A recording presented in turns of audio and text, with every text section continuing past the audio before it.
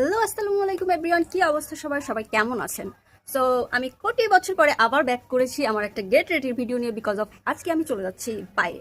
অনেক দিন হয়ে গেছে বাইরে কোথাও ঘুরতে যাওয়া হয় না, সো ভাবলাম আজকে একটু ঘুরতে যাই। আমার না অ্যাকচুয়ালি এত এফোর্ট দিয়ে সেজে গুঝে তারপরে বাইরে যাওয়া আমার কাছে না মনে হয় অনেক কষ্টের একটা কাজ। দ্যাটস আমি বাইরে যেতে পারি না।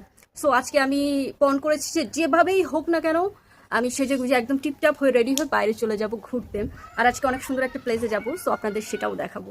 সো চলুন আমরা ফার্স্টেই চলে যাই মেকআপ। কোনো ভারী মেকআপ করবো না, অ্যাজ ইউজুয়াল আমার কোনো ভারী মেকআপ করতে পছন্দ হয় না। আর গরম ওয়েদারটা হচ্ছে, এই রোদ এই বৃষ্টি, মানে একটু আগে বৃষ্টি হচ্ছে, এখন আবার ঠাটা আবার রোদ উঠেছে। সো সেই হিসেবেই হচ্ছে আমার মেকআপটা করতে হবে। সো আমি হালকা পাতলার মধ্যে হচ্ছে মেকআপটা আজকে রাখবো।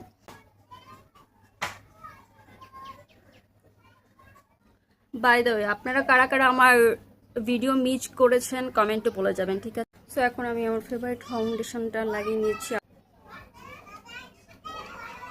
এই যে হালকার পরে ঝাপসা আমি আমার বেস্টটাকে করে ফেলেছি। আমার এখানে একটা ব্রণ উঠেছে, জিনিসটা খুবই ডিস্টার্ব করছে আমার। মানুষের নজর লাগতে লাগতে আমার ফেসেরই এখন 12টা বেজে গেছে। দেখছেন কি অবস্থা আমার ফেসের? করে কিছু নাই। বুঝলাম না, আমার হচ্ছে সামনাসামনি এতটা হচ্ছে বোঝা যায় না, কিন্তু আমার ক্যামেরাতে কেন আমার মনে হচ্ছে যে আমার মুখ ভরা এত বড় না, আমি বুঝলাম না। মানে দামি ফোন কিনছি কি মানে মানুষের দেখাইতে, মানুষ আরো দামি ফোন কিনে যাতে ফেসটা একেবারে সুন্দর করে দেয়, কিছুই বোঝা যায় না। আর আমার ক্যামেরাতে আল্লাহর রাস্তায় মানে কোথায় কি একটা স্পট আছে না আছে সব দেখাই দেয় সব।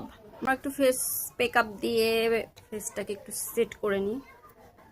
ঐশ্বরিয়া সেটা তো আর লাভ নেই, কারণ আমাদের এর জন্য তো আর অভিষেক বচ্চন ওয়েট করছে না। তো এত সেজে গুজে লাভ নেই। কে বা দেখবে এই রূপ, কে বা দেখবে, কে বা দেখার জন্য ওয়েট করছে।